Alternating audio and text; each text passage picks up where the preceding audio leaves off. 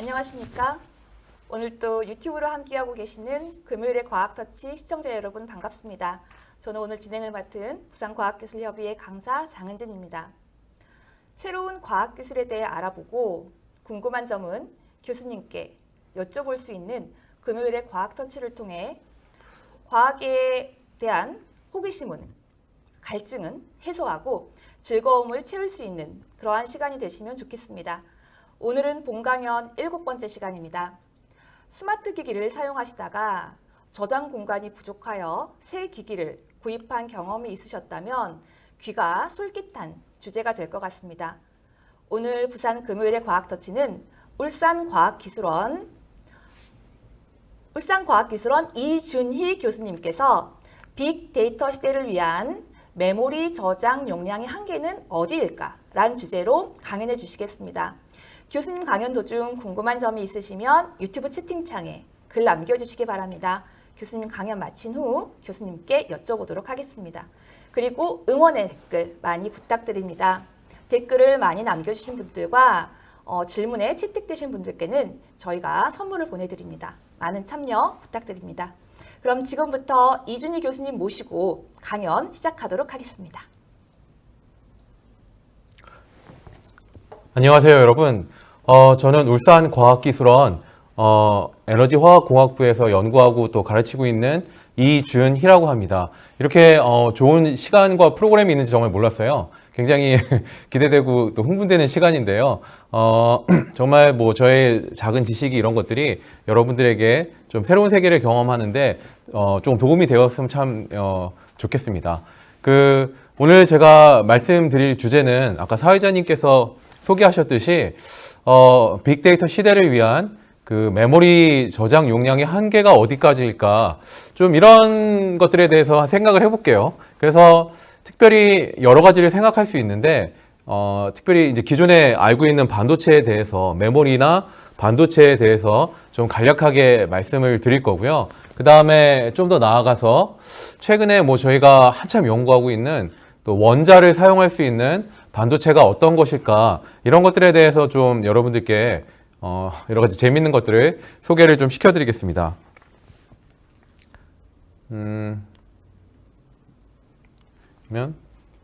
네, 여러분들 중학생 분들이 많다고 들었어요. 리처드 파이만이라는 그 물리학자를 좀 들어보셨나요? 네, 저도 사실은 뭐 고등학교 때인가부터 많이 좀 들었어요. 보시면 굉장히 약간 영화배우처럼 잘생겼죠. 네. 근데 그래서 이분은 이제 노벨 물리학상을 받은 굉장히 유명한 물리학자이고, 또 어떤 굉장히 좋은 강의록을 쓰시고, 파이만의 물리학 강의라고 아마 여러분들께서 이렇게 서점이나 이런 데 가보면 굉장히 물리학을 최대한 쉽게, 또 하지만 깊이를 잃어버리지 않고 쓰신 강의록을 볼 수 있어요. 굉장히 유명한 강의록인데 그런 것도 찾아볼 수 있고, 또 굉장히 일반 대중들과도 많이 소통을 하신, 여러 가지 면에 좀 굉장히 배울 것이 많은 분인데, 이분이 이제 어느 날 기자가 이렇게 리처드 파이만 교수님께 찾아왔어요. 그래서 만약에 굉장히 재밌는 질문을 했는데, 인류가 이제 핵폭탄이나 이런 것들이 굉장히 많잖아요. 그러면 만약에 내일 지구가 멸망을 하면은 만약에 세상의 모든 지식이 다 사라질 텐데, 그러면 정말 사라지지만 한 가지 문장을 남겨줄 수 있으면 교수님 뭐 어떤 거를 남겨주시겠습니까? 했는데, 이렇게 주저하지 않고 대답을 하셨는데, 여기 보시면 이제 all things are made of atom. 그러니까 정말 모든 것이 원자로 구성되어 있다는 이 지식 하나를 후손들에게 전해주라. 네, 뭐 이런 재밌는 얘기도 있습니다. 그러니까 만약에 여러분들이 물리든 화학이든 지구과학이든 생물학이든, 근데 이 모든 것들을 이렇게 원자의 차원에서 한번 다시 생각을 하고 구성을 하고 이해를 해보면 굉장히 여러 가지 새로운 아이디어를 얻을 수 있고, 또 굉장히 지식의 급속적인 발전을 이룰 수 있는 근간이라고 생각합니다. 아마 유튜브로 리처드 파이만 쳐보시면 생전에 여러 인터뷰들이 있는데, 보시면 막 여러 가지 원자를 지글링, 위글링 하시면서 많은 이론들을 설명하고 새로운 어떤 과학 원리를 제시하고, 이런 유튜브 동영상도 좀 있더라고요. 한번 추천해 드리고요. 근데 제가 이 말씀을 드리는 이유는 바로 이것 때문이에요. 자, 그러면 근데 기존에 지금 저희 반도체는 두 가지가 있습니다. 그러니까 메모리 반도체가 있고 그 다음에 그 비메모리 반도체가 있습니다. 그래서 메모리 반도체는 이미 있는 정보를 저장하는 반도체고요. 그 다음에 비메모리 반도체는 그 이제 연산과 계산을 하는 그런 반도체예요. 그러면 오늘은 특별히 그 비메모리, 그러니까 메모리 반도체에 대해서 좀 더 말씀을 드려볼게요. 여러분들 그 핸드폰을 한번 열어보시면 이렇게 핸드폰이나 컴퓨터 같은 걸 한번 이렇게 뭐 이렇게 중학생 때 그런 거 관심 많죠. 이렇게 한번 열어보시면 그 어떤 게 있냐면 이제 그 DRAM이라고요. 그 약간 그 이게 네모난 판에 발이 여러 개 달린 다다다다닥 칩 같은 게 꽂혀 있는 걸 보실 수 있어요. 이게 DRAM이라고요. 이거는 이제 비휘발성 메모리라고 하고요. 그 다음에 플래시 메모리라고 여러분 들어보셨죠? 네. 플래시 메모리라는 것은 죄송합니다. DRAM은 휘발성이고요. 플래시 메모리는 비휘발성이에요. 그래서 여러분 메모리 스틱 아시죠? 네, 영화 같은 거 저장할 때 이렇게 메모리 스틱 들고 다니시잖아요. 그러면 이렇게 내가 원하는 영화나 정보를 저장을 할 수 있죠. 근데 한번 이 정보를 저장하는 방식을 한번 살펴볼게요. DRAM의 경우는 여기 보시면 이제 은쟁반 같은 금속판 같은 거 위에 전압을 걸어서 이 한 수만 개 정도 전자를 이렇게 딱 쌓아 놓습니다. 예. 차징이라고 하는데, 그렇죠? 수만 개 전자가 딱 올라가 있으면 이것이 이제 전자가 올라가 있구나. 이게 정보를 기억할 수 있는 1비트의 역할을 합니다. 네. 근데 이제 이게 그냥 은쟁반 같은 은쟁반에 구슬을 올려놓은 것처럼 아니면 뭐 그 은쟁반에 물을 따라 놓은 것처럼 이게 전압을 끄는 순간 이게 날아가 버려요. 네. 그러니까 제가 이렇게 전압을 딱 거는 순간만 정보를 딱 저장할 수 있죠. 그래서 컴퓨터를 끄게 되면 얘는 이제 사라져 버립니다. 그러니까 여러분들 뭐 카카오톡 쓰다가 열심히 내가 사랑하는 사람한테 글을 썼는데 핸드폰 배터리가 다 다르면 다시 써야 되겠죠. 네. 그래서 근데 얘를 그래서 이제 휘발성 날아간다고 해가지고 휘발성 메모리라고 하고요. 하지만 굉장히 속도가 빨라요. 보시면 알겠지만 그냥 그 금속판 위에 구슬과 같은 전자를 다다다다다 이렇게 한 몇만 개를 쌓으면 되거든요. 그래서 굉장히 속도가 빠르고 또 계속 썼다 지웠다 할 수 있습니다. 여러분들 핸드폰을 쓰지 않으셔도 그 배터리가 달고 있죠. 네. 여러분들 핸드폰을 안 써도 배터리가 다는데 대부분의 경우는 이 비휘발성 메모리가 작용을 많이 하고요. 끊임없이 여러분이 모르는 순간에도 1초당 한 몇백 번, 몇천 번 이상 계속 너 정보 잊어버리면 안 돼, 잃어버리면 안 돼, 막 이렇게 계속 전압을 걸고 에너지를 쓰고 있습니다. 그러니까 반도체가 굉장히 똑똑해져서 에너지를 덜 쓰게 되면 굉장히 에너지 효율을 앞으로 좋게 하는 데도 많이 도움이 될 것 같아요. 그 옆에 보시면 플래시 메모리라는 게 있는데 얘는 이제 그 보시면 저는 이거를 그 사람 두개골에 비교하거든요. 네. 그래서 사람 두개골 같이 어떤 박스가 들어있죠. 네. 그래서 여기 지금 전압을 세게 걸면은 요 검은색이 이제 절연막이에요. 요 막을 통과하면서 굉장히 큰 에너지로 이렇게 전자 수만 개를 요 안에 플로팅 게이트라고 하는데 특정한 이 상자 안에 전자 이렇게 수만 개를 딱 이렇게 집어넣습니다. 네. 그러면 집어넣을 땐 힘들었는데 에너지를 많이 소모해서 한번 들어가면 어떻게 되죠? 이게 잘 안 나오겠죠? 네. 그래서 이제 전압을 끄셔도 얘는 정보를 안 잃어버려요. 여러분들 그 메모리 스틱 들고 다니시잖아요. 그쵸? 메모리 스틱을 들고 다니시면 뭐 한번 저장을 하려면 굉장히 소리도 많이 나고 느리죠. 막 삑삑 소리 나고 막 그리고 또 저도 한 영화 같은 거를 한 몇십 번 저장하면은 재밌는 부분이 어느 순간 깨져요. 왜 그렇죠? 보시면 굉장히 이 막을 통과해야 되기 때문에 안전하게 저장하고 싶은 만큼 그때 수십 볼트의 전압을 써서 에너지를 많이 쓰기 때문에 금방 이 막들이 깨집니다. 네. 그러니까 그냥 여러분 너무 공부를 많이 하셔도 이렇게 안 좋아요. 네. 이렇게 열심히 하다 보면 이게 또 이게 네. 그러니까 얘는 쉽게 쓰고 쉽게 잃어버리고 얘는 어렵게 쓰는데 대신 오래 못 가요. 네. 그래서 문제가 있습니다. 지금 보시면 최근에 연구 조사를 보시면 그 올해가 이제 2020년이잖아요. 2021년이죠. 네.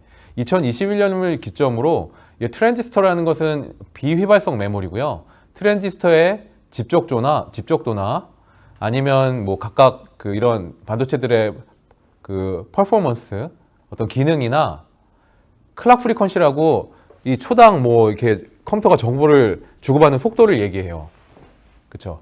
뭐 기가헤르츠 이런 속도들인데 이런 것들이 이미 한계에 다다르고 있고요. 그 다음에 파워 컨섬션이나 CPU의 안에 들어갈 수 있는 그 컴퓨터 유닛의 개수들 이런 것들이 이거 보시면 좀 약간 이게 무섭지 않나요? 이게 올해가 이제 끝이에요. 예.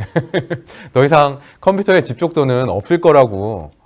이게 사실 그 굉장히 우리나라에는 굉장히 안 좋은 소식인데 보시면 우리나라가 여기 있다면 지금 전통적으로 뭐 우리나라랑 대만의 TSMC 같은 데가 반도체를 집적해서 굉장히 잘 만들잖아요. 요즘 뭐 2나노 공정, 3나노 공정 막 이런 얘기들이 나오는데 근데 보시면 이제 저희는 갈 데가 없는데 지금 뭐 얼마 전 바이든 정부도 들어섰고 그 다음에 중국도 자체 반도체 생산을 한다 하고 또 유럽 연합도 이제 모이고 있어서 이게 계속 따라오고 있어요. 그래서 이것이 계속 발전할 수 있는 길이 있으면 그 메모리 초격차라고 저희가 거리를 두면서 계속 달려가면서 이 상대편 국가들이 이길 수 있는데 이게 산이라는 게 정상이 만약에 정해져 있다면 어떻죠? 저희 나라가 이제 세계에서 지금 제일 잘 만들어요, 반도체를. 근데 이미 이 꼭대기에 다다르고 있기 때문에 다른 나라들이 추격을 하고 있고 이미 대만의 TSMC 같은 경우는 집적도 반도체에서 우리나라보다 조금 더 앞서가는 추세고 근데 요 끝이 명확하기 때문에 이 초격차가 얼마 남지 않았어요. 네. 근데 그것은 왜 그런 것 같습니까, 여러분? 이 기존의 반도체 저장 방식이 한 수만 개의 전자를 이렇게 특정 공간 안에 저장하는 방식이기 때문에 그래요. 어떤 새로운 방식이 있으면 참 좋을 것 같아요. 여러분 양자역학에 대해서 좀 간단히 말씀을 드릴게요. 사실 여러분들이 뉴턴역학 같은 거 배우세요. 지금 뭐 공을 내가 뭐 유현진이 가령 내가 뭐 공을 이렇게 뭐 150km, 150km 요즘 안 나오죠, 잘. 145로 던지면 뭐 저 포수가 몇 초 후에 받는다. 이런 것들은 다 고전역학이잖아요. 그러니까 공을 사용해서 공의 위치와 속도를 정확히 알면 그 시간에 따라서 이 입자들이 얼마 후에 저기에 이제 얼마 후에 얼마나 그 속도랑 그 위치 정보를 가지고 움직일 것인가 이런 것들을 다 예측을 할 수 있죠. 그래서 이제 이것이 뉴턴역학이라고 해서 고전역학이라고도 하고 뉴턴역학이라고도 하고 모든 사물을 이제 그 공처럼 이해하는 굉장히 쉬운 하지만 그 중요한 과학 이론이죠. 그렇죠? 근데 이런 것들이 그 작은 세계 영역, 즉 수백 나노, 수십 나노, 수나노 이하로 갈 때 여러분들 아마 양자역학 들어보셨죠? 네, 조금씩 선행학습으로도 좀 배우시나요?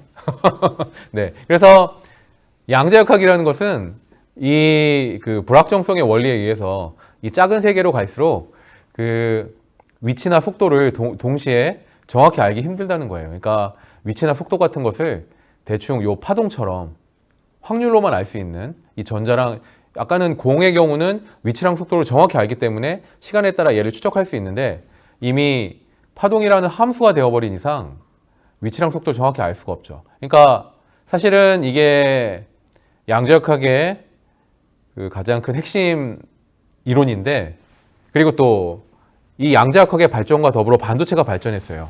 양자역학이 1900년도에 굉장히 그 발전을 많이 이루었는데 고전역학을 부수고 새로운 패러다임으로 양자역학이 등장했는데 반도체가 1947년도에 그 미국에서 바딘과 쇼클리와 브래들리라는 그 노벨상을 받은 과학자들에 의해서 이렇게 제안이 됐어요.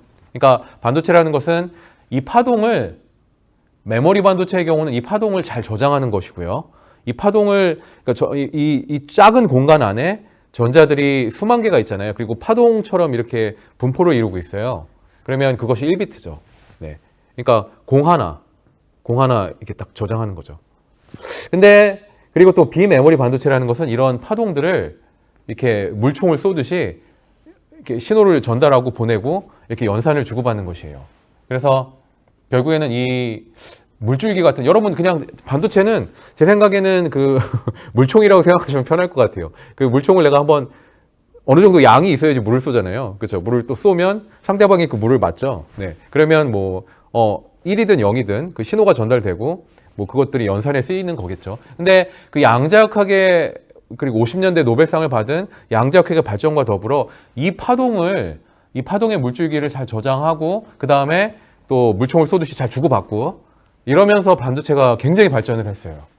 네. 그래서 이제 얼마 전에는 그 많은 회사들이 수십 나노 공정에서는 자 아까 보시면 그 은쟁반이나 그 두개골 있죠. 거기에 한 수십 나노 공간에 수십에서 수백 나노 공간에 1비트 수만 개의 전자 즉 1비트를 저장하는 이런 방식이었어요. 이때는 전 세계 꽤 많은 나라들이 반도체를 만들고 있었어요.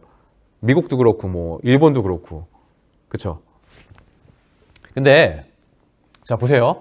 최근에 그 나노를 넘어 그 수백 나노를 넘어서 이제 반도체 사이즈가 그 무어의 법칙이라고 해서요. 뭐 1년 반, 2년 내 반도체 사이즈가 이 반도체 집적도가 2배가 되기 때문에 반도체의 크기가 절반씩 준다는 그런 이론들이 있었어요. 근데 그때까지는 어떤 발전이 있었나 하면 수백 나노에서 반도체 크기가 이제 요즘 그 5나노 공정 여러분 들어보시죠? 그다음 3나노 공정 이 대만의 TSMC나 삼성전자나 뭐 하이닉스나 네. 그래서 이제 이것을 3차 반도체 전쟁이라고 해요. 네. 지금 저희 겉으로 볼 땐 평안해 보이지만 이 반도체 산업이나 사실 굉장히 지금 정말 굉장히 어마어마합니다. 네. 뭐 수십조 이상 뭐 국가 단위로 회사 단위로 많은 돈을 투자하고 있어요. 근데 이것이 왜 이렇게 어려운가 보시면 자 수백 나노일 때는 그 물을 잘 저장할 수 있어요. 그 여러분 생각해 보세요. 이렇게 제가 뭐 샤워 같은 목욕 같은 거 할 때 대야에 물을 이렇게 이 대야가 크면 물 잘 담아 놓잖아요. 그렇죠? 네. 별 어려움이 없었는데 이제는 그 용기가 굉장히 작아지고 있어요. 네.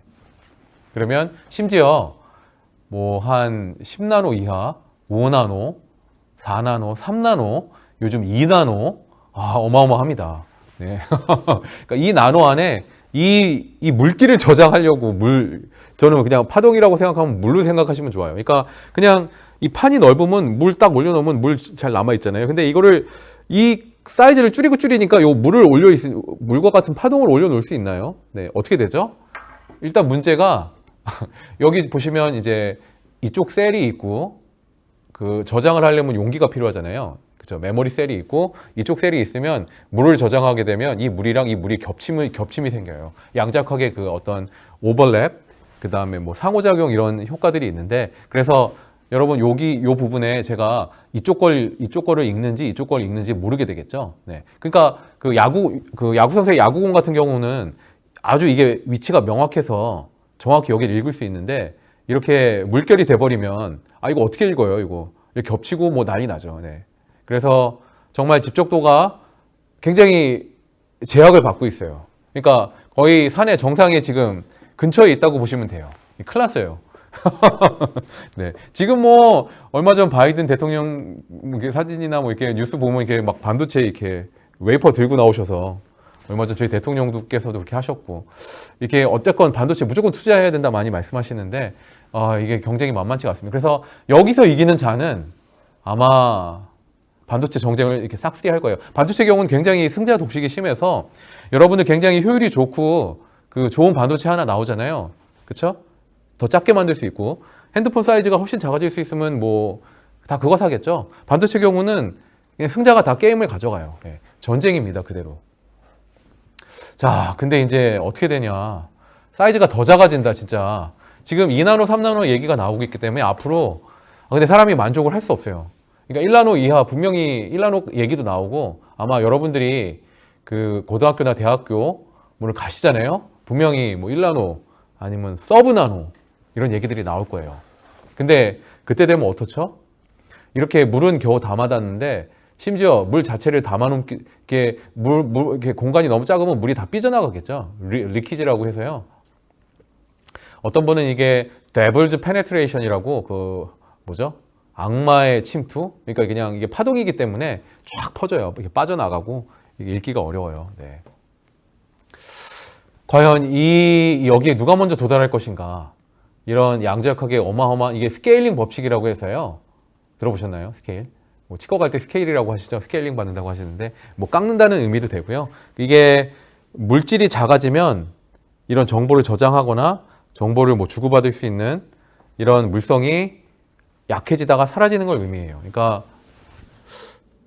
이 법칙과 싸워야 저희가 이 법칙을 이해하고 되돌리고 싸우고, 그러니까 굉장히 이게 과학자로서 어렵습니다. 그러니까 다른 나라는 거세게 추격을 하고 있고요. 근데 저희 과학자들은 이 정상 위에 뭐가 있을까? 헬리콥터라도 타야 되는가? 더 이렇게 추격전을 따돌리려면. 그러니까 근본적인 한계와 법칙과 엄청 싸우고 있어요. 네. 굉장히 네. 어렵고 재미도 있습니다.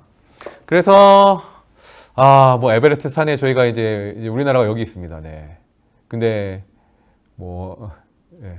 날아가든지 해야 되겠죠. 네. 그래서 오늘은 지금까지는 그 인류가 전자를 쓰는 반도체에 대해서 좀 말씀을 드렸어요. 그 전자 수만 개를 저장해서 전자라는 물결을 저장해서 1비트를 쓰는. 근데 한번 그러니까 저희는 이제 과학자잖아요. 아까 리처드 파인만 교수님께서 원자를 한번 생각해 보자고 하신 얘기도 있고, 저희는 전자가 아니면 한번 원자를 들여다볼까? 뭐 이런 생각도 하고 있어요. 네. 한번 그 역사에서 사람들이 그 원자를 어떻게 썼나 한번 살펴볼게요. 그 여러분들 그 이제 아마 고등학교 시간, 화학 시간 뭐 이런 데 배우시면 작은 폭탄 같은 거, 뭐 트라이글리세라이드라든지 뭐 이런 그런 화학약품 섞으면 이제 탁 폭탄을 만들 수 있어요. 근데 사실 그 물질로 폭탄을 만들면 1g에 사실 굉장히 1g 폭탄 만들어봤자 얼마 안 되죠. 네. 그쵸? 근데 그 이제 그때 당시에는 이제 아인슈타인이 그 약간 원자 단위의 에너지를 이용하는 이론들이 있었어요. 1905년도에 그 알버트 아인슈타인의 그 특수 상대성 이론이라고 하죠. 그래서 여러분 이거 E = MC 스퀘어 아시죠? 저희 때는 뭐 학습지도 나오고 막 그랬어요. 학습지랑 막 이렇게 기억력 증진하는 무슨 기계도 나오고 막, 요즘은 어떤지 모르겠네요. 그래서 이걸 쓰시면 C가 빛의 속도거든요. 그래서 빛의 속도에 제곱을 한다. 그러면 작은 질량이 에너지로 바뀔 때는 어마어마하겠죠. 그러니까 질량이 소멸되면서 엄청난 에너지를 쓴다는 거예요. 그러니까 이게 이제 원자 핵분열이나 이럴 때 일어나는 이제 적용될 수 있는 공식인데, 사람들이 이제 2차 세계대전이 한참일 때 이제 물질로 폭탄을 만들다가 이거 도저히 안 되겠다. 이제 게임이 안 끝났잖아요. 이게 굉장히 1930년대, 40년대 이렇게 연합군이 이기냐 동맹군이 이기냐 막 굉장히 치고받고 그랬죠. 근데 그때 사실 독일에서 먼저 시작했어요. 독일의 히틀러랑 나치 뭐 이런 과학자들이 먼저 이제 이 이론을 써서 원자 폭탄을 우리가 먼저 만들자. 네.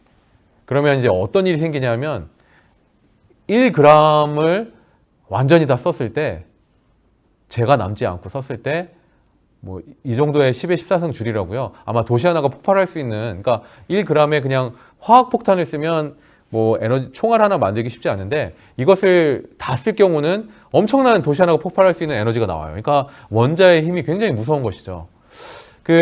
지금 반도체를 한번 살펴보시면 아마 여러분 여기 한 밀리그램 정도 들어갈 거예요. 반도체는 많이 들어가지 않아요. 근데 한 1g 정도 쓰시면 저 요즘에 최근에 핸드폰 바꿨는데 지금 한 16기가에서 최근에 한 100몇 기가로 바꿨습니다. 네.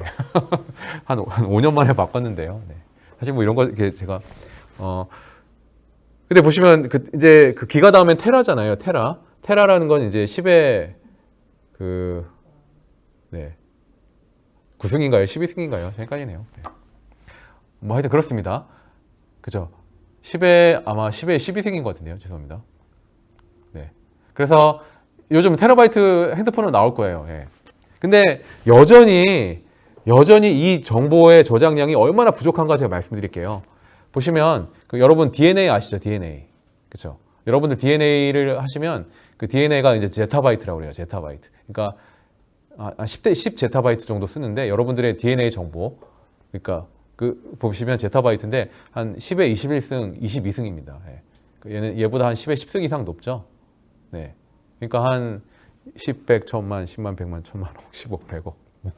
그러니까 이 말은 인류의 전 세계 모든 인구들의 스마트폰을 싹 다 모아도 나의 DNA 정보 하나 저장할 수 없어요. 네. 그러니까 사실은 굉장히 좀 미미한 정보량을 저장하고 다니는 거예요. 어떻게 보면 원자의 입장에서는 그렇습니다. DNA가 사실 원자 분자에서 작동하는 것이기 때문에 그래서 그러니까 저희는 이미 이제는 좀 미래에 대한 얘기를 할게요. 지금까지는 과거랑 현재를 말씀드렸잖아요. 뭐 수백 나노, 수십 나노 공정, 반도체 개발. 근데 그리고 물결을 쓰는 전자 수만 개라는 물결을 쓰는 반도체. 근데 아마 저희는 이제 현재의 기술을 잘 이해하고 또 한 5년 후, 10년 후를 미리 준비하는 게 과학자의 역할이거든요.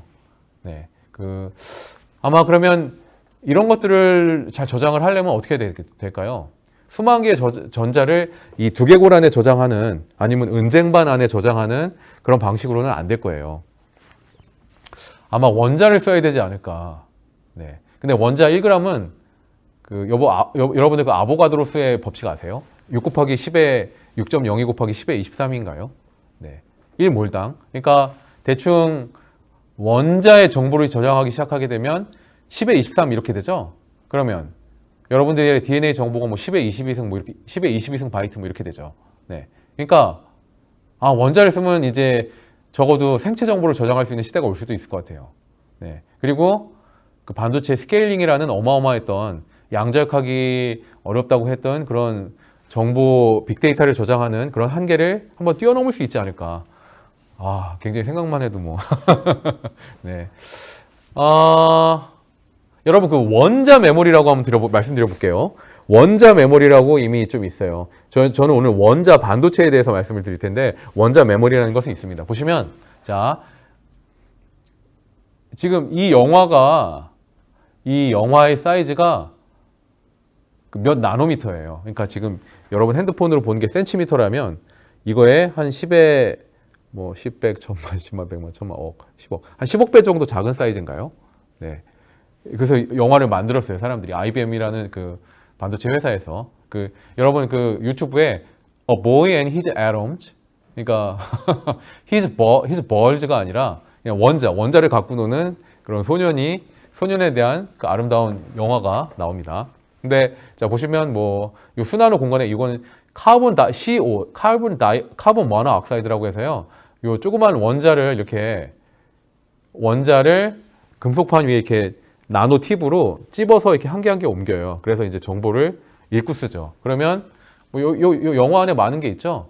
네. 소년이 에롬이라는 친구를 만났는데 이게 지금 나노 사이즈예요. 원자에서 일어나고 있어요. 원자에서 정보를 저장하고 있어요. 빅데이터를 위해서. 그러니까 이것은 뭐 수나노 안에 지금 엄청나게 많은 정보들이 다 저장되어 있는 것이죠. 네. 그러니까 이게 여러분 바둑판이 아니라요. 이 나노 그 원자 단위로 이런 걸 저장을 해요. 여러분 바둑판이라고 오해하시면 안 돼요. 네. 네.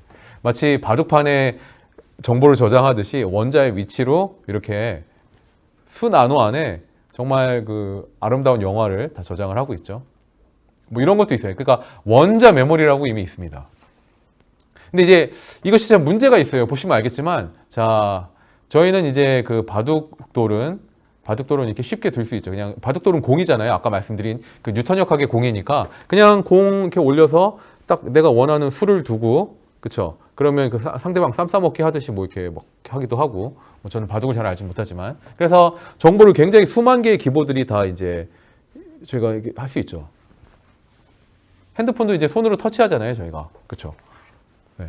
근데 이제 이것이 원자 영역으로 작아지려면 이게 어마어마한 일입니다. 가령 이제 극진공이라고 이 정보를 이게 지금 이 바닥이 금속판이거든요. 금속판에 철 같은 무슨 금속 원자 한 개 한 개를 이렇게 요거 보시면 나노 막대예요. 한 수억 원짜리 나노 막대라고 스캐닝 터널링 마이크로스코피라고 해서 그 전기장을 걸어서 원자 한 개 한 개를 탁 띄어서 이렇게 붙이고 바둑돌을 두듯이 원자 한 개를 확 띄어서 붙이고 뭐 이렇게 하고 있는데 자 이게 정보가 안 날아가려면 그 대기 중에 산소나 질소 같은 공기가 없어야 되죠. 한 1조 배 가까운 그런 엄청난 저기압이 있어야 되고요. 그 다음에 한 영하 200도 정도. 왜냐하면 온도가 높으면 원자들이 막 움직여서 날아가니까. 그렇죠?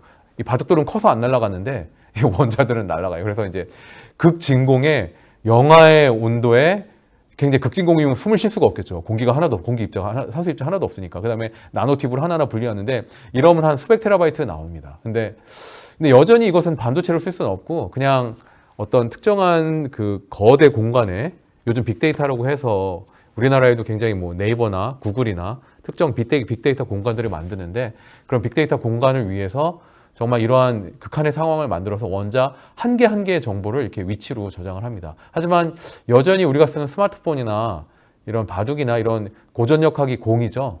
여기는 파동이고 여전히 갭이 있어요.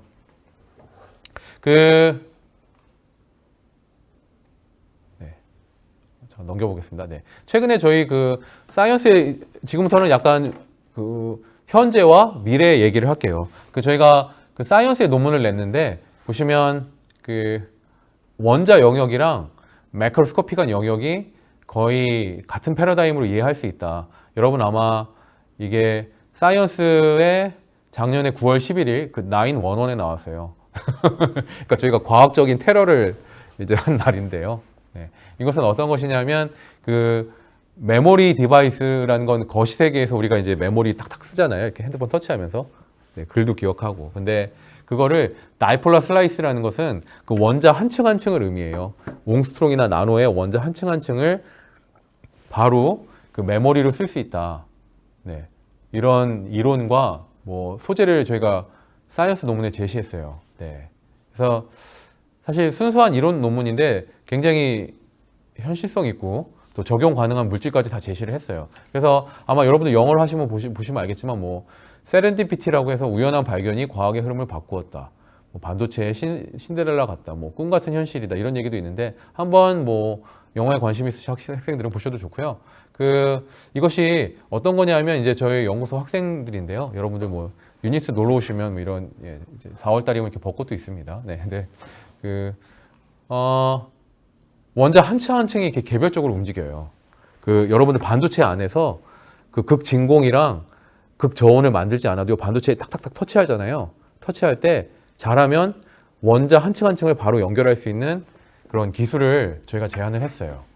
그래서 만약에 앞으로 2나노, 1나노 공정 이하에서 금속 전극이 만약에 굉장히 가늘어진다든지 할 때 이 물질이 그 해프늄 그 산화 해프늄이라고 해서요. 여러분들 이렇게 딱 핸드폰 터치하려면 전압을 잘 걸어야 되잖아요. 그 반도체에. 그러면 그 전압을 잘 걸리게 해줄 수 있는 반도체 물질이에요. 그 게이트 산화물이라고 해서. 근데 그 물질에 원자 단위로 정보를 저장할 수 있는 걸 발견했어요.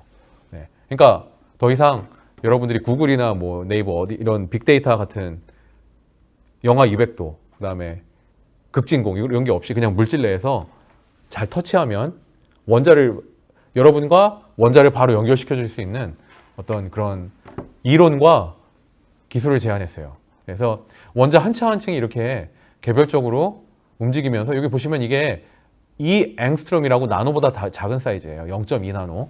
네. 그래서 여기 0, 0, 1, 0, 0 이렇게 개별적으로 원자의 위치를 바로 타타타타 이렇게 바둑돌을 움직이듯이 움직이면서 정보를 굉장히 초집적적으로 수천 테라바이트에 가깝게 지금보다 한 뭐 1000배 이상 높죠.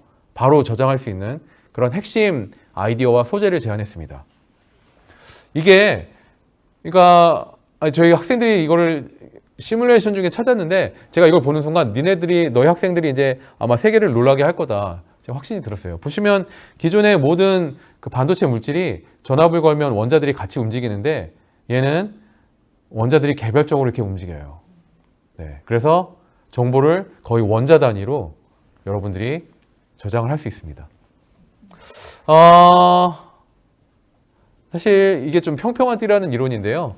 조금 어려운데 조금만 설명할게요.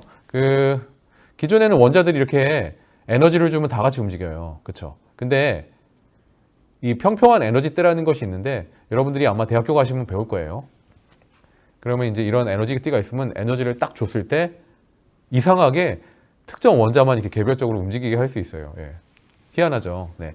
얘네들은 그 반도체라서 강하게 결합이 돼 있는데 근데 특정 에너지대에서는 여러분들이 메모리를 읽고 쓸 수 있는 특정 에너지대에서 원자가 이렇게 개별적으로 바둑돌 움직이듯이 그 나노 영역에서 정보를 저장할 수 있게 움직입니다. 되게 특이하죠? 그러니까 여러분 바둑돌이나 원자나 별 차이가 없어진 거예요. 네. 그래서 간단히 좀 결론을 좀 말씀드릴게요. 기존의 반도체는 지금 3나노, 2나노 공정 뭐 이런 얘기들이 있는데 이 수만 개의 파동 전자로 이루어진 물길, 즉 파동을 저장하기 때문에 더 이상 이 쟁반이나 이 메모리 스틱이 작아질 수 없어요. 작아지면 이미 정보를 저장을 못 하죠. 정보가 다 물이니까 다 새어나가요. 그리고 물이랑 물 사이를 읽기도 어려워요. 근데 만약에 바둑돌처럼 원자를 파동을 쓰지 않고 원자를 이렇게 개별적으로 마치 바둑돌 올리듯이 반도체 안의 원자를 타다다다다다 이렇게 개별적으로 움직일 수 있다.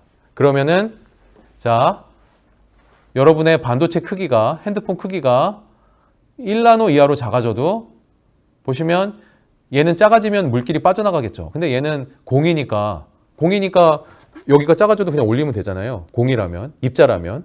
그래서 어떤 스케일링의 한계를 완전히 극복한 그 물질이라고 할 수 있어요. 간단히 저 울산 소개 좀 할게요. 저희가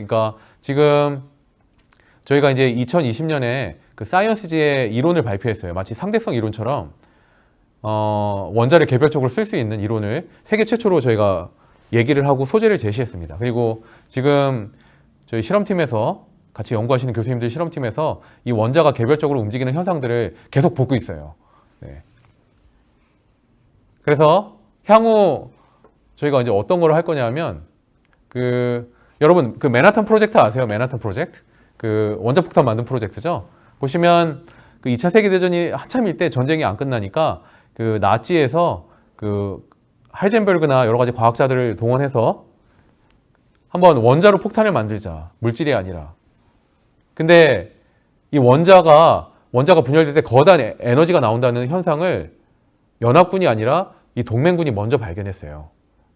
근데 이제 이때 어떤 일이 생겼냐면 아인슈타인이 이제 조용히 침묵하고 있다가 아인슈타인 사실 그 자기의 상대성 이론 공책을 찢어버리고 싶어 했거든요.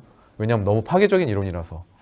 근데 이제 대통령께 편지를 쓰고 그 다음에 대통령의 편지로 여러분 보시면 아마 교과서에 나오는 분들이에요. 여기 오펜하이머, 번 오펜하이머, 리차드 파인만, 닐스 보어, 그 다음에 엔리코 페르미. 예. 닐스 보어는 보어의 원자 모형 아마 배우실 거예요. 덴마크에서 그 어떤 이런 전쟁을 피해서 망명 온 분이고요. 엔리코 페르미도 그 파시즘을 피해서 망명 온 분인데 그래서 이분들이 다 망명해서 미국에 모여서 드림팀이라는 팀을 만들고 맨하탄 프로젝트를 만들었어요. 빨리 이 원자 분열을 독일에서 관측했는데 우리가 이 관측을 그치지 말고 빨리 제어해서 특정할 때 원하는 순간만 폭발시키는 폭탄이나 이런 에너지원으로 쓰자. 그래서 마침내 한 5년, 6년 안에 이 연합군 팀이 먼저 이 원자 에너지를 제어하기 시작했어요. 그리고 마치 원자 폭탄을 만들어서 이미 전쟁을 끝냈죠. 그러니까 사실 저희는 이 원자가 개별적으로 움직일 수 있는 이론을 만들고 개별적으로 이렇게 제어할 수 있는 실험을 관측하고 있거든요.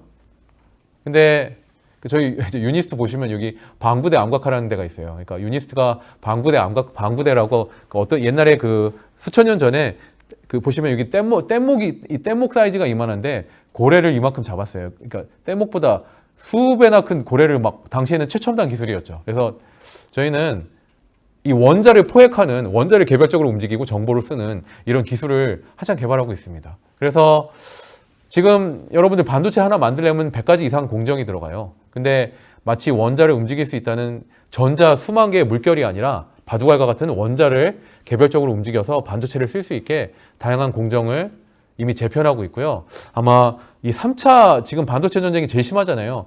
빨리 누군가 2나노 이하, 1나노 이하 그 한계를 갈 수 있는 집적을 할 수 있는 기술을 누군가 만들어야 돼요. 미리 길을 닦아놓지 않으면 저희는 아마 가장 큰 우리나라의 국력이 되는 밥그릇을 잃어버릴 수 있어요. 이 전쟁을 어떻게든 도움을 주기 위해서 이 역사를 잘 공부하면서 어떤 원자 반도체라는 것을 정말 세계 최초로 만들어 보려고 합니다. 여러분들 유튜브를 보시면 아마 대부분 대학생들이나 고등학생이나 대학생 뭐 분들이 유튜브에서 원자 반도체라고 해서요. 이미 이런 걸 막 만들어서 올리시더라고요, 요즘. 그래서 제가 저한테도 막 이메일로 질문을 많이 하세요. 그럼 답장도 많이 해드리고. 네. 원자 반도체가 이렇게 많이 아시더라고요. 그래서 자, 이제 남은 거는 이거예요. 자, 원자의 정보를 저장하면 제타바이트가 됩니다. 테라바이트 정도가 아니에요. 네. 여러분 스마트폰에 여러분들의 DNA 정보 다 저장할 수 있어요. 그 여러분의 DNA 정보를 어떤 빅데이터나 누구한테 맡기지 않아도 괜찮아요. 그러면 정보 능력은 저장 능력은 무한대가 되는데 아보가드로 수만큼 어떻게 원자의 위치를 읽고 쓸 수 있을까? 굉장히 유튜버들의 질문이에요. 굉장히 제가 놀랐습니다. 예. 그러니까 이 말은 뭐냐면 자, 전자라는 수만 개가 모인 물결은 좀 읽기 쉬운데 원자를 이렇게 단위로 읽으려면 너무 작아서 어떻게 읽고 쓸 수 있는가? 이런 것들에 대한 질문을 많이 하세요. 굉장히 저희가 그것을 한계를 돌파하려고 많이 시도를 하고 있거든요. 일단은 그 실험실에서요. 이렇게 작은 막대로 탁탁탁 원자의 위치를 찝어서 그 위치를 조정하고 있고요. 그 다음에 이제 빛을 써서 빛은 1나노 이하로 굉장히 집속이 돼요. 그러면 이 빛을 써서 지금 빛을 쏴서 빛의 에너지로 원자 하나가 움직일 때 옆에가 안 움직이는 거 보이시죠? 네. 0, 1을 컨트롤하려고 하고 있습니다. 이거는 빅데이터를 위한 저장 공간으로 쓰려고 개발하고 있는 기술이고요. 그러니까 더 이상 영하의 온도가 필요 없어요. 그냥 반도체에 그냥 빛을 쏘시면 됩니다. 바로. 그 다음에 여러분들 지금 5나노 전극이라고 원자를 읽으려면 지금 원자 사이의 거리는 0.5 나노인데 전극은 10배가 커요. 그러면 이 원자를 하나하나 읽기 어렵잖아요. 그래서 이 도핑이란 걸 하면 돼요. 이 파란색 원자를 보시면 도핑이 된 원자고 노란색은 도핑되기 전에 원자인데 도핑을 많이 하면 그 전압이 이렇게 작동 전압이 낮아도 이렇게 작동 전압을 줄일 수 있어요. 보시면 도핑이 잘 안 된 부분은 작동 전압이 높고 잘 된 부분은 작동 전압이 낮죠. 네. 그래서 이 말은 여러분들이 핸드폰을 약하게 치면 왼쪽에 있는 원자들을 움직이고 강하게 치면 강한 전압을 걸면 오른쪽의 원자들을 움직이고 좀 이 메모리라는 것이 미시 세계와 거시 세계를 연결하는 어떤 연결 기술이거든요. 그러니까 원자에서 사람까지 읽기 위해서 여러 가지 중간 단계 기술을 개발하고 있습니다. 정상까지 가기 위해서는 도움이 필요하잖아요. 이거 저희가 기대하는 것인데요. 지금 보시면 이 왼쪽에는 기존의 반도체는 한 기가바이트 정도에 그친다면 이 원자를 개별적으로 읽고 쓰음에 따라서 좀 반도체 저장 용량을 수백 배에서 수천 배 이상 올릴 수 있게 원자들이 개별적으로 움직이죠. 전압에 따라서 그러니까 DNA까지 저장할 수 있게 이런 기반 기술들을 만들고 있어요. 정말 굉장히 기대되죠. 이런 것들이 개발될 때 어떤 파급 효과가 있냐면 여러분들 보시면 이게 물결이면 이제 기타 하나는 음 하나 나죠. 그러니까 기타 줄이 이만하면 미가 나고 기타 줄이 작으면 파, 솔. 제가 예전에 솔파미 썼는데 어떤 중학생이 저한테 이메일을 보내서 이거 미파솔이라고 하시더라고요. 그래서 제가 바꿨어요. 그래서 미파솔 맞습니다. 근데 중요한 거는 기타 줄 하나면 하나죠. 근데 만약에 기타 줄이 아니라 기타 줄에 있는 개별 원자 수준을 다 읽을 수 있다. 이 말은 뭐냐면 기타 줄과 같은 공간에 여러분들이 피아노 건반 수백 개를 들고 다니는 거나 마찬가지예요. 그러니까 기타 줄 하나면 하나만 나지만 건반이 5개면 학교 종이부터 칠 수 있죠. 굉장히 그러니까 여러분의 반도체의 능력이나 핸드폰의 능력이 기하급수적으로 상승하게 될 거예요. 마치 원자를 조금씩 쓰기 시작을 하게 되면. 이게 저희가 꿈꾸는 앞으로 미래입니다. 원자 폭탄은 미국에서 나왔잖아요. 맨하탄 프로젝트로. 물질에서 폭탄을 만드는데 원자로 폭탄. 근데 기존에는 그 물질 반도체는 1947년도에 미국에서 이렇게 개발을 했고 56년에 노벨상을 미국에서 받았어요. 근데 저희는 물질에 만족하지 않으려고 그래요. 어차피 시대 자체가 2나노 이하에서는 원자를 건드릴 수밖에 없어요. 원자 사이 거리가 1나노 이하거든요. 그러면 작아지면 결국에는 원자를 움직일 수밖에 없는 시대가 올 거예요, 여러분. 저희가 세계 최초로 이 원자 폭탄이랑 물질 반도체는 미국이 만들었지만 원자 반도체는 우리나라에서 만들려고 해요. 네. 왜냐하면 우리나라가 반도체 지금 제일 잘 만들고 있고 이 원자 반도체라는 이론을 저희가 세계 최초로 만들었거든요. 물질을 찾고 그래서 사람에서부터 원자까지 이을 수 있는 중간 기술을 계속 만들고 있어요. 어떻게 읽고 쓸 것인가. 이제 아마 여러분들이 핸드폰 터치로 바로 원자까지 이어줄 수 있는 시대를 미리 준비하고 있습니다. 여러분들 이게 왜 원자 반도체가 중요하냐면은 보세요. 여러분들의 DNA 정보가 여기 양자 컴퓨터라는 게 나오고 있어요. 데이터 센터라는 게 나오고 있어요. 여러분들 DNA 정보를 여기에 비싼 값을 주고 맡기시겠어요? 네. 이 정보를 저장하려면 영하의 온도에 굉장히 데이터 유지 비용이 어마어마할 거예요. 여러분들 아마 내 정보를 저장하기 위해서 매달 돈 내셔야 될 거예요. 근데 아마 이 반도체 안에 나의 귀중한 뭐 DNA라든지 귀중한 정보가 들어오기 시작한다. 그러면 저희는 이 데이터 센터에만 의존하지 않고 향후 앞으로 사회는 여러분들 정보가 돈이에요. 예, 정보를 더 가지고 있는 사람들한테 저희가 돈을 낼 것이고요. 돈이 아니라 정보가 돈입니다. 근데 만약에 내 핸드폰의 저장용량이 굉장히 높아져서 내 집안의 컴퓨터나 노트북의 저장량이 굉장히 높아져서 이런 정보의 불균형을 해소할 수 있다면 보안이나 어떤 효율적인 저장이나 실시간 정보 처리나 어떤 굉장히 정보 민주주의에 도움이 될 거예요. 그 마지막 제가 이거 보여드릴게요. 여러분 그 앤트맨 재밌게 보셨죠? 네. 앤트맨 보시면 그 이게 이 사람이 원자 크기로 나노 크기로 작아지는데 그 기능은 똑같죠. 그러니까 엄청 무서운 거예요. 그러니까 보통 여러분들이 물질이 작아지면 보세요. 이 물질이 작아지면 색깔부터 바뀌거든요. 그러니까 나노 입자에서 물질을 작게 하면 작게 할수록 색깔부터 바뀌는데 근데 이 앤트맨은 나노 사이즈로 작아져도 그 기능이랑 색깔이랑 전혀 안 바뀌어요. 심지어 수트 색깔도 안 바뀌죠. 네. 아마 원자 영역에서 작동할 수 있는 그런 이론과 물질들이 이제 저희가 조금씩 찾고 있거든요. 그 시대가 얼마 안 남은 것 같아요. 그러면 이 센서가 작동하는 에너지 영역에서 원자 센서를 만들고 그 다음에 이 반도체가 작동하는 영역에서 원자 반도체를 만들고 이런 것들을 모으면 아마 굉장히 재밌는 앤트맨 같은 것들이 나오지 않을까 많이 기대를 하고 있습니다. 그 최종 변기 활이라는 것은 여러분 제 생각에는 스마트폰에 좋은 기능이 장착될수록 저희는 정보화 사회를 준비하는 게 돼요. 이 좋은 활을 들고 다니는 게 돼요.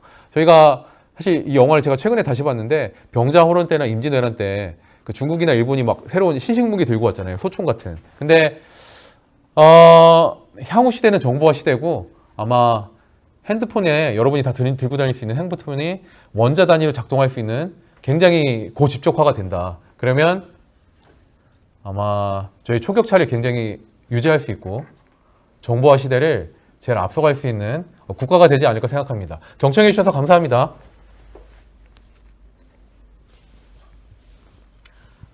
네, 교수님 정말 감사합니다.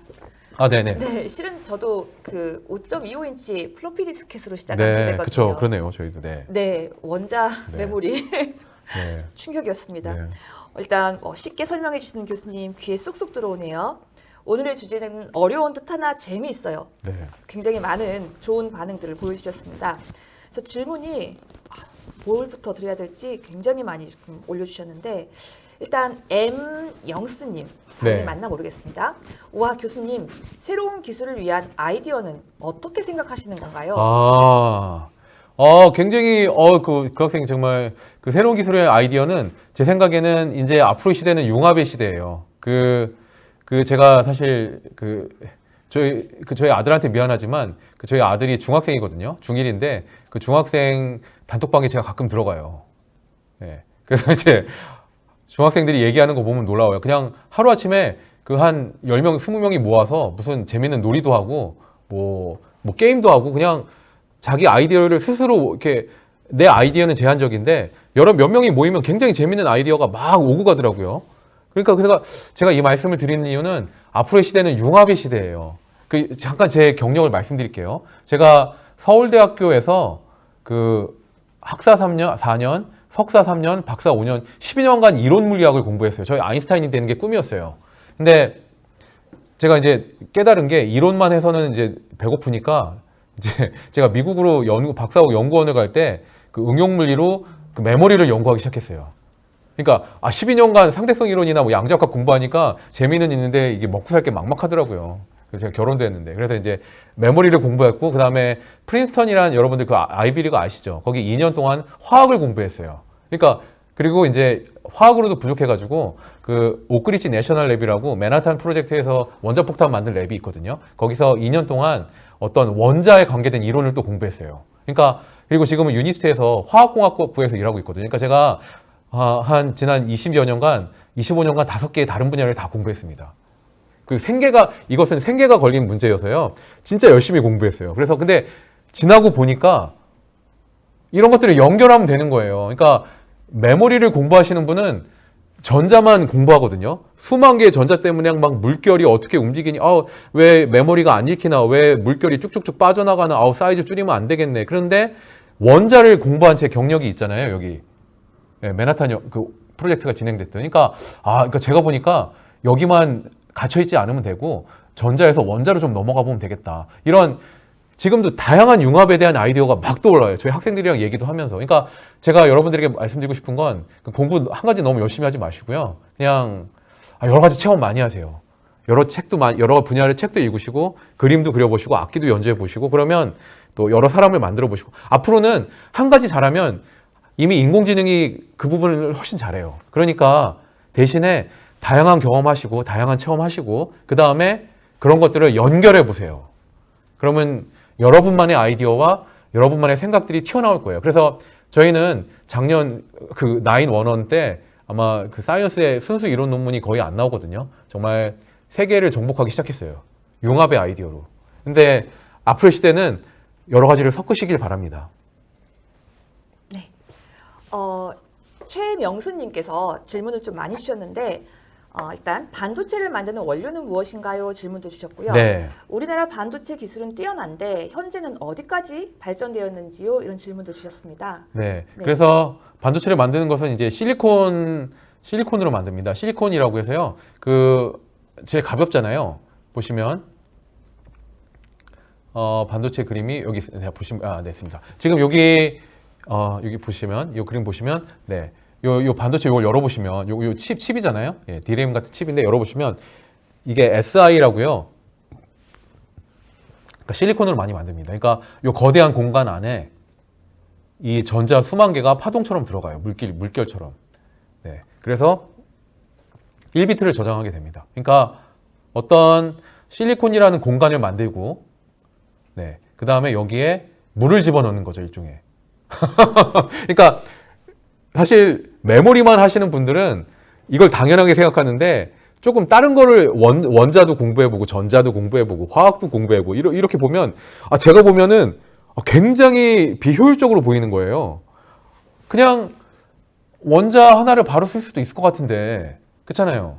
그렇죠? 원자가 더 바둑판처럼 이렇게 구획도 잘 돼 있고 근데 왜 이렇게 굳이 힘들게 공간을 만들고 여기에 물이라는 것을 이게 1950년도에 노벨상을 받은 그거거든요. 그러니까 수만 개의 전자가 물결처럼 들어가서 정보를 쓰고 실리콘을 만들고요. 그러니까 그 욕조 같은 공간에 물을 가득 넣어서 1비트를 저장하시면 되고요. 근데 여기서 좀 나와서 이게 지금 이제 3나노, 2나노까지 가 있어요. 이 사이즈가. 네. 근데 여기서 이 추격전을 따돌리기 위해서 좀 원자로 넘어가 보려고 하고 있습니다. 네. 이 원자폭탄의 역사처럼 원자 반도체로 좀 넘어가 보려는 물론 지금 삼성전자나 이런 하이닉스나 이런 데 굉장히 열심히 하고 계세요. 여기서 지면 안 돼요. 네. 근데 이 다음도 생각을 해야 돼요. 이건 조만간 끝이 명확히 보여요. 더 이상 발전할 수가 없어요. 네. 저희가 한 5년 후에 저희가 계속 먹고 살 수 있는 그런 기술을 원자를 통해 만들고 있습니다. 역사를 통해서 이 기술은 분명히 올 거라고 봐요.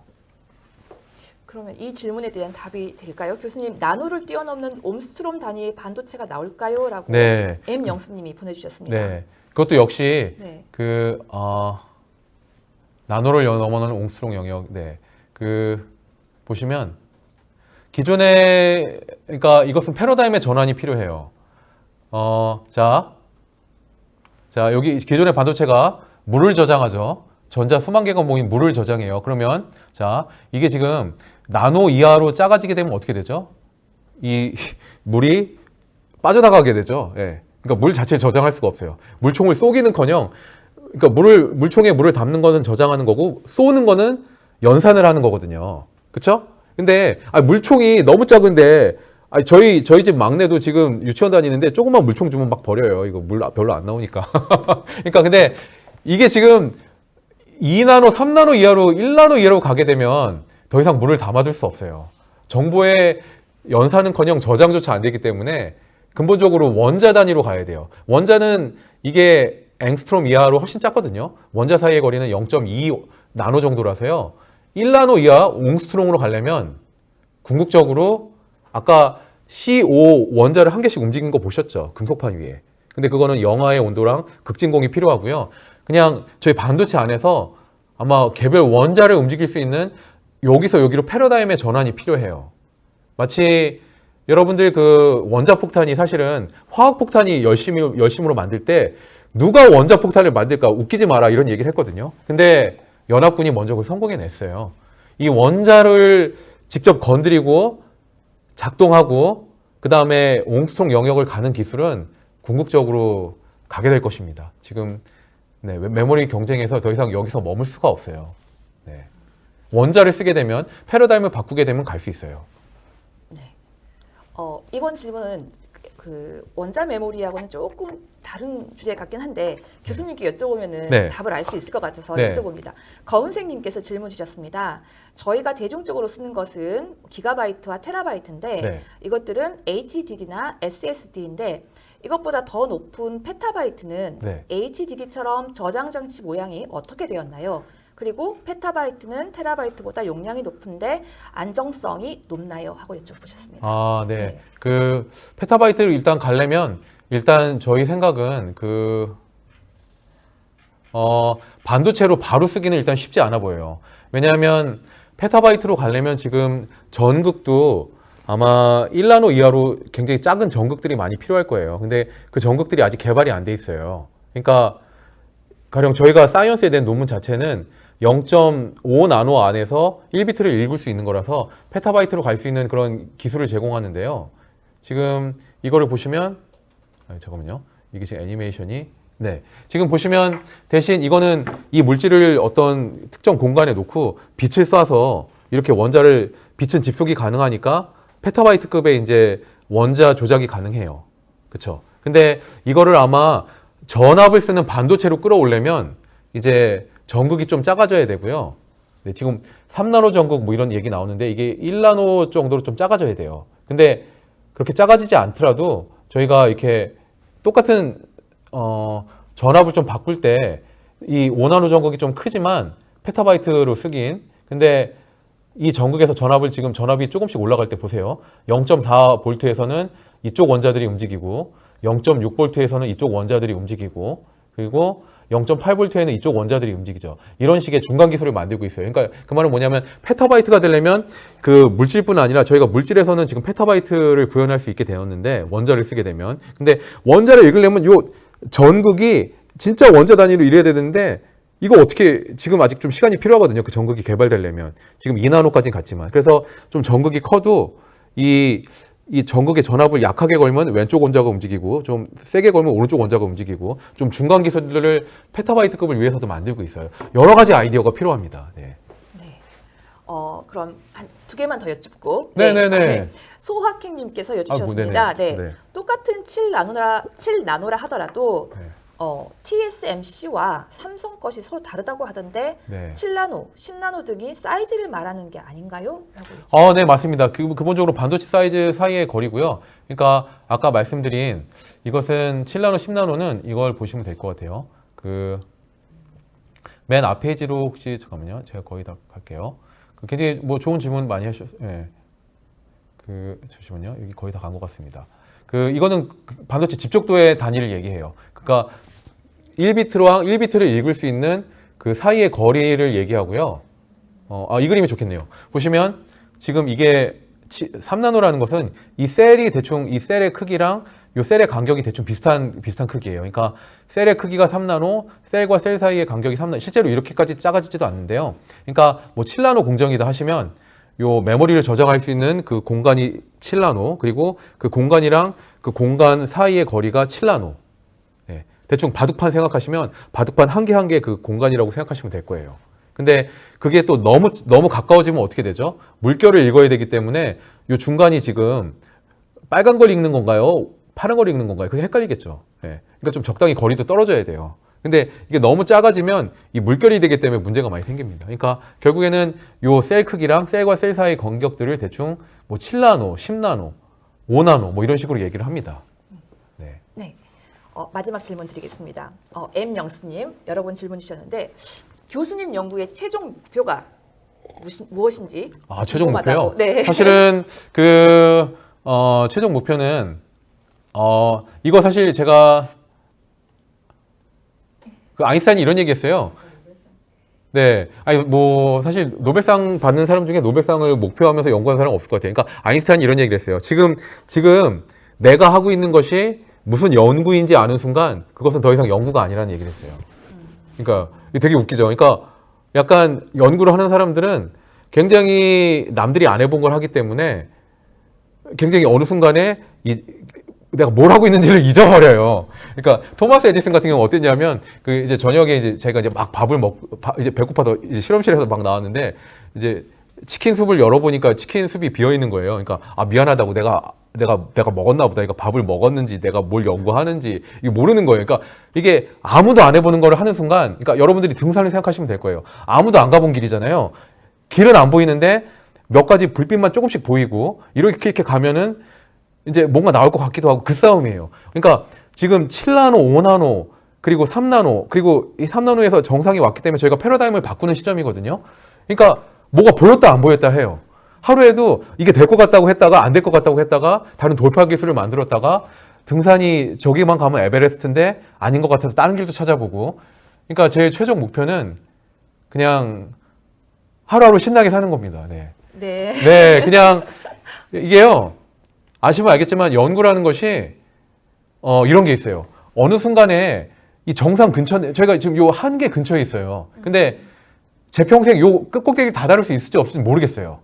뭐 다 다를 수도 있을 것 같아요. 근데 진짜 하루아침에 요 끝이 보이기도 해요. 근데 이게 한 뭐 5년, 10년이 걸리기도 하고. 근데 이게 보이는 순간 저는 세상의 모든 걸 다 볼 수 있어요. 그러니까 이게 약간은 공학 하시는 분이랑 순수과학 하시는 분의 차이인데, 공학은 매일매일 기술을 개발하고 실생활에 바로바로 적용이 되는 굉장히 엄마의 요리와 같은 기술을 만드시는 분들이고요. 저는 그냥 어쩌다 큰 선물 하나 주는 아빠 같은 역할을 한다고 해야 되나요? 그러니까 못 벌면 선물을 못 줄 수도 있죠. 근데 그런 거는 중요치 않아요. 그냥 하루하루 전자랑 원자 생각하고 이것을 어떻게 실생활로 끌어올 것인가, 이것만 하는 것도 저는 굉장히 복된 직업이라고 생각해요. 네. 뭐 그냥 내일은 없습니다. 네. 네. 교수님께서 네. 말씀은 그렇게 하셨지만 네. 저희 지금 아까 댓글에서 계속 올라오는 글을 보면은 네. 교수님 응원합니다. 네. 멋지십니다. 아유. 그리고 이제 네. 김종호님 글이 좋아서 김종호님의 글로 교수님의 응원을 마무리하겠습니다. 네. 원자 반도체 원리 발견으로 노벨상을 비롯해서 네. 세계를 주름잡을 수 있었으면 좋겠습니다. 감사합니다. 예, 주셨습니다. 네, 같이 화이팅입니다. 네. 네. 네. 자, 오늘도 굉장히 많은 분들께서 저희 댓글 남겨주셨는데요. 오늘 댓글 당첨자 말씀드리겠습니다. 식물이님, 나은영님, 찐행복님, 조선님, 민들레님, 하늘님 모두 축하드립니다. 방금 불러드렸던 아이디 당첨자분들과 아까 그 질문에 채택되신 분들께서는 아까 아래에 나갔던 이메일로 연락처 주시면은 저희가 기프티콘 보내드리도록 하겠습니다. 오늘 또 저희 조금 예상 시간보다 늦었지만 교수님 강의 너무 재밌어서 중간에 멈출 수가 없었습니다. 네, 울산에서 네. 부산까지 좋은 강연 들려주셔 이렇게 오신 이준희 교수님께 너무나 감사드리고요. 또 이 늦은 시간까지 저희와 함께해 주신 금요일의 과학터치 시청자 여러분께 너무나 감사드립니다. 다음 주 이 시간 저희는 또 다른 새로운 주제를 들고 여러분 찾아뵙도록 하겠습니다. 감사합니다. 편안한 밤 되십시오. 감사합니다.